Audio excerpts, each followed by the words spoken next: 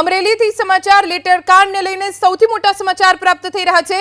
પાટીદાર દીકરી સહિત 4 આરોપીની જામીન અરજી પર કોર્ટમાં સુનાવણી પૂર્ણ થઈ ગઈ છે। ફરિયાદી પક્ષે પાટીદાર દીકરી પાયલ ગોટીની જામીન અરજીનો વિરોધ ન કર્યો, જો કે બાકીના 3 આરોપીને જામીન ન આપવા રજૂઆત કરી। આજે જ પાટીદાર દીકરીની જામીન અરજી પર ચુકાદો આવી શકે છે। દીકરીને જામીન મળે તે માટે પાટીદાર આગેવાનોએ પણ પ્રયાસ શરૂ કરી દીધા છે। ગઈકાલે પાટીદાર આગેવાનોએ ધારાસભ્ય કૌશિક વેકરિયા સાથે બેઠક કરી, જેમાં કૌશિક વેકરિયાએ પાટીદાર દીકરી સામેની ફરિયાદ પાછી ખેંચવા માટે પણ તૈયારી દર્શાવી હતી। નામદાર સેશન્સ કોર્ટમાં જેમે પાયલબેન ગોટીની અરજી ફાઇલ જામીન અરજી રેગ્યુલર જામીન બેલ ફાઇલ કરી હતી, એની આજરોજ સુનાવણી હતી। તે સુનાવણી આજરોજ મેં પૂર્ણ કરેલ છે અને હવે તે જામીન અરજીનું કામ છે તે જજમેન્ટ ઉપર ગયેલ છે। મને ન્યાયતંત્ર ઉપર સંપૂર્ણ વિશ્વાસ છે કે બેનને જલ્દીમાં જલ્દી અમે ઓર્ડર આપીને અહીંથી બેન પોતાના ઘરે જશે અને જે સ્ત્રી દીકરી છે એ દીકરીને ન્યાય મળશે। મને ન્યાયતંત્ર ઉપર સંપૂર્ણ વિશ્વાસ છે। અમરેલી લેટર કાંડના પડઘા અમદાવાદમાં પણ પડ્યા। ગુજરાત યુનિવર્સિટીમાં યુથ કોંગ્રેસે કર્યો ઉગ્ર વિરોધ।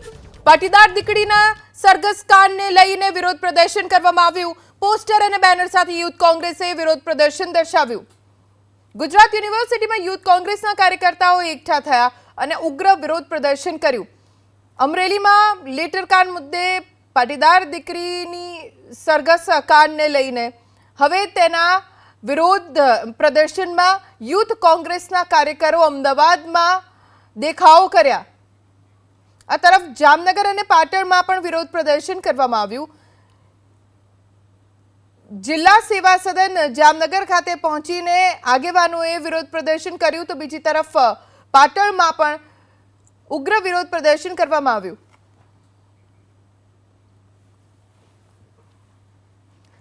અમરેલીમાં પાટીદાર દીકરીના સરઘસના પડઘા સુરતમાં પડ્યા। ગઈકાલે સુરતના સરથાણાના એક ફાર્મમાં મીટિંગનું આયોજન કરવામાં આવ્યું। પાટીદાર નેતા અલ્પેશ કથિરિયા, ધાર્મિક માલવિયા આ બેઠકમાં પહોંચ્યા। જો કે અલ્પેશ કથિરિયા ફાર્મ પર પહોંચે તે પહેલા જ ફાર્મ માલિકે એકત્રિત થયેલા લોકોને ફાર્મની બહાર કાઢી મૂક્યા, જેને લઈને ફાર્મ બહાર રસ્તા ઉપર જ 5 મિનિટમાં મીટિંગ સમેટવી પડી હતી। અલ્પેશ કથિરિયાએ આરોપ લગાવ્યો કે ફાર્મવાળા જગ્યા આપે તો ઉપરથી દબાણ આવે છે। જે ફાર્મમાં દીકરીને ન્યાય માટેની મીટિંગ ન થઈ શકતી હોય તે ફાર્મ હવે કોઈ પણ પાટીદારે ભાડે ન રાખવું।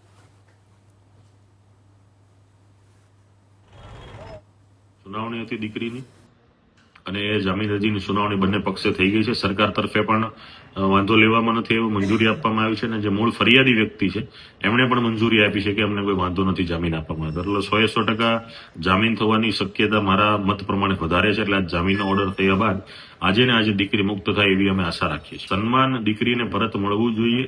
દીકરીની જે બાબતો એ લોકોએ સાંભળવી જોઈએ અને આમાં જે કોઈ પણ ગુંડી ભૂમિકા ભજવી છે, ચાહે પોલીસ તંત્ર હોય કે કોઈ પણ હોય, જે કોઈ પણ અધિકારીની ભૂલ છે તો એની જે કાનૂની પ્રક્રિયામાં જે કાયદાકીય કાર્યવાહી છે એ થવી જોઈએ ને એની સામે પગલાં લેવામાં